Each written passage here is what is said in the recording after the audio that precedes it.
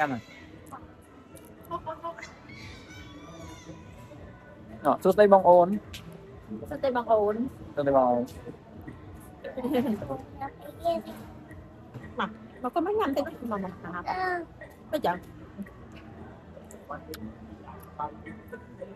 ngày nhập to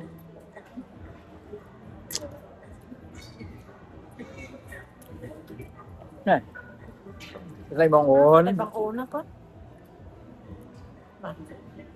một thì ăn nè ăn nhầm ăn à bà này anh à à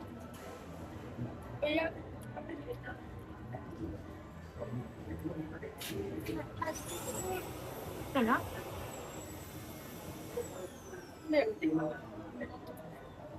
nhầm lên tay nè nè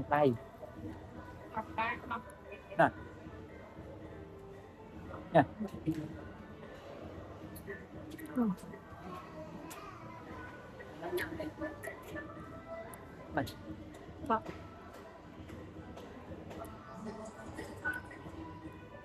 hả hả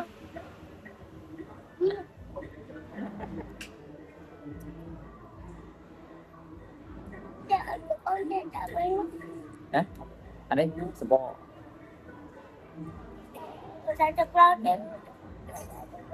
còn trong hot tầng lo mấy nè ở đây đặt còn đấy này và đào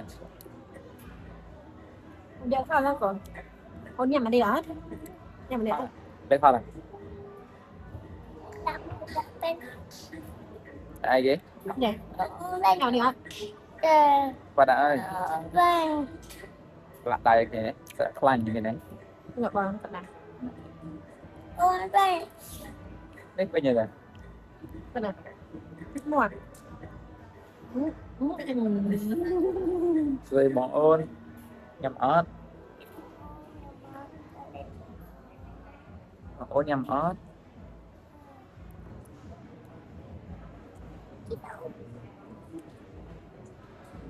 bọn ôn ơi đó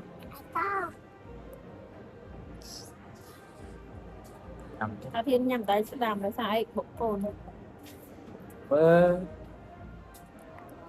à.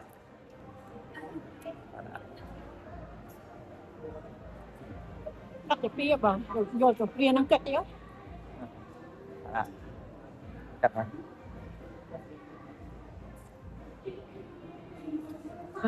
từ bạn ăn chết chứ thôi ở đây em này nè này cái nó rồi lóng hồng Ê ơi có được không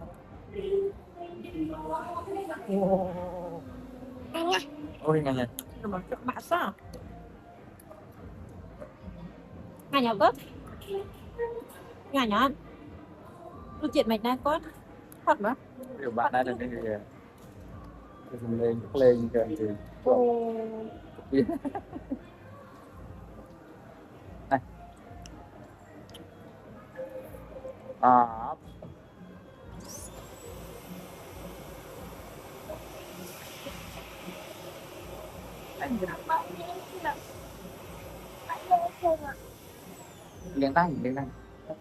liền tay bông ôn liền tay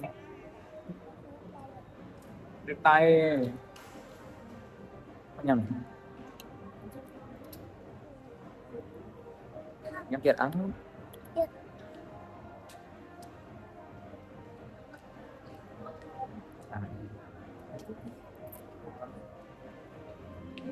nha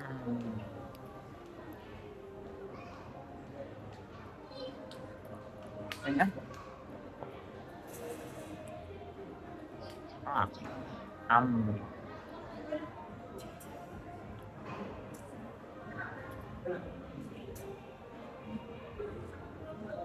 nhiều này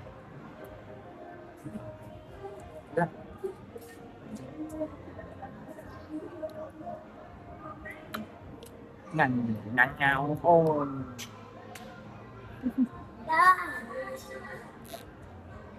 Đó nè.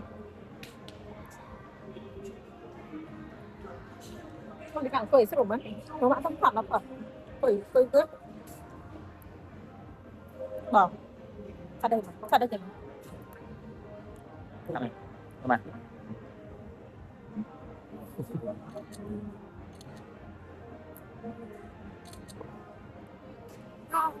ấy đi cùng Con này ô nè.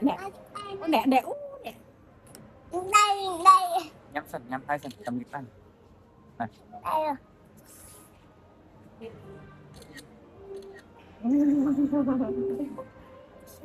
các bạn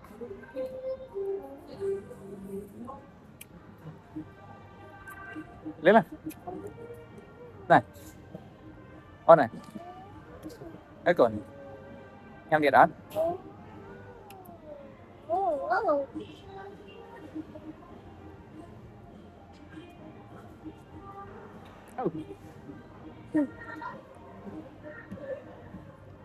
nhắm điện đó nhắm tiền các bạn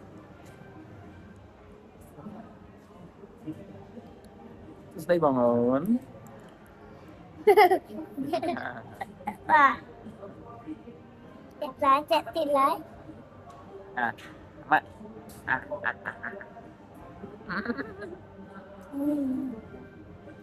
phần mà không em bạn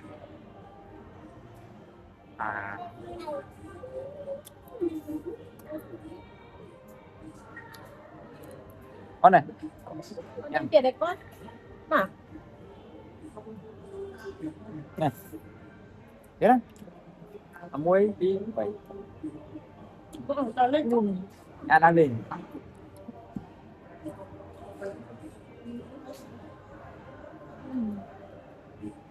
trăm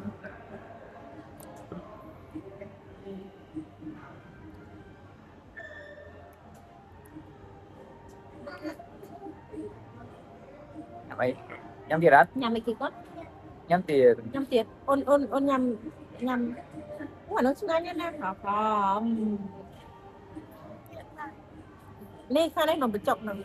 Ôi kháng xạ nó bị chọc nè ạ. Anh cả. nhắm trái bị này ôi nhìn Thôi giờ.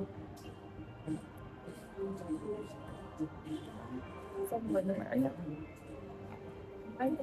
Mà con mà. Mà.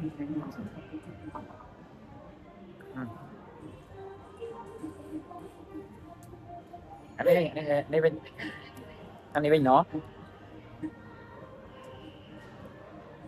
anh mà nhanh nhà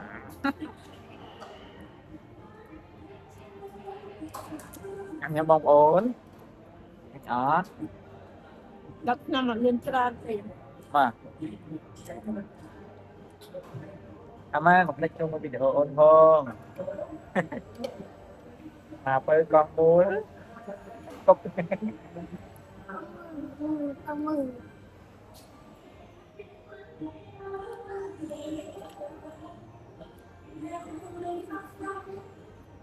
ố nhầm một kia à thì một kia rồi anh ó nhau nè chân play nha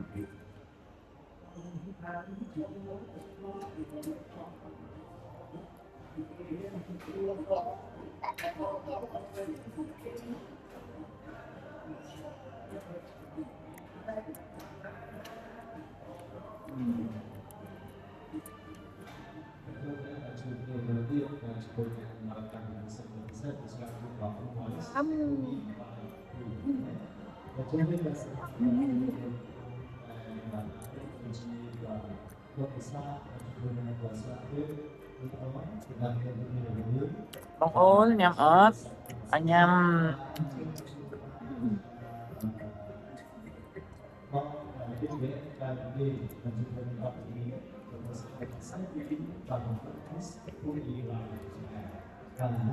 nóng nhâm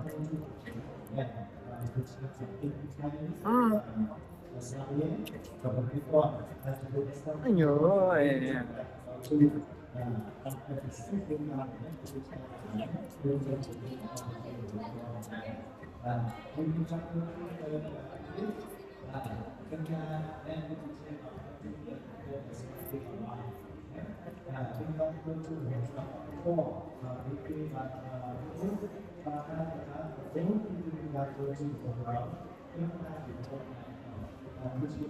Một kỳ ớt.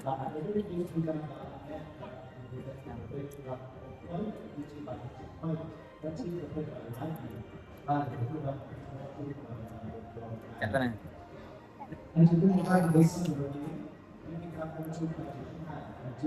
Lấy nhầm ở đâu hả con? Hả? Không nha mày.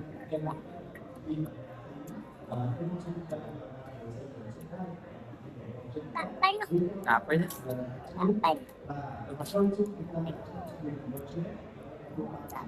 Bạn sao đó? từ đây bong bốn. nhắm tiếp rồi Em biết đấy.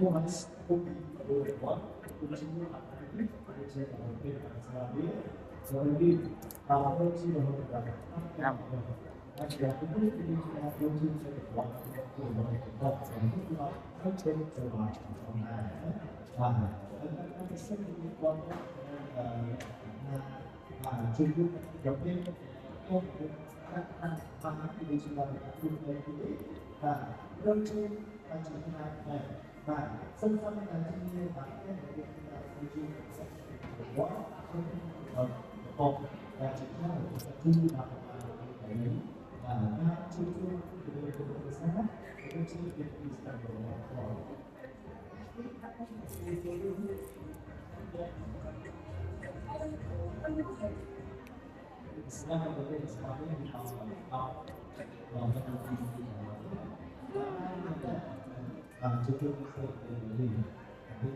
Ăn xong lên rồi. Các bạn đó con. Em mặn ngon tại bơ tại nhằm ấy kia rồi. Ba bánh thịt đâu vậy? Ba.